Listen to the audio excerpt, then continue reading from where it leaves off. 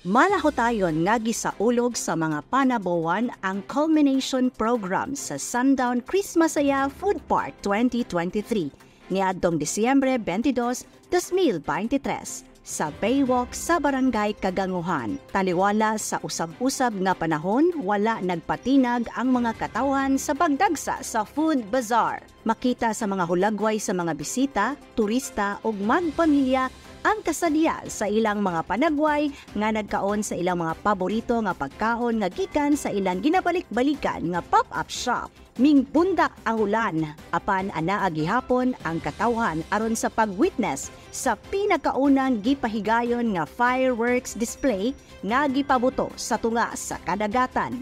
Bisan pa man sa hagit sa panahon, anaa kanunay ang suporta ni Mayor Joe Relampagos sa paghatag og dakong suporta. Inubanan sa kakugi nila Executive Assistant 3 Joanne Relampagos Kapuyan og Executive Secretary 4 Josie Mary G. Relampagos. Anaa usab nakigduyog sa kalipay si Sangguniang Kabataan Federation President Julian Angel Kapuyan aron mohatag sa iyang pagpangga sa mga kabatan-unan sa syudad sa Panapo.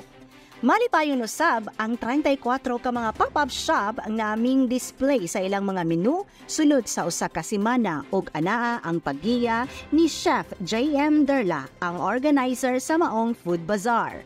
Nanguliman nga basa sa tubig-ulan ang mga katawhan, bitbit nila ang pahiyom nga bisan unsa pa mang mga hagit sa panahon, ang panabawans dili magpatinag og andam mobangon sa tanang hamon.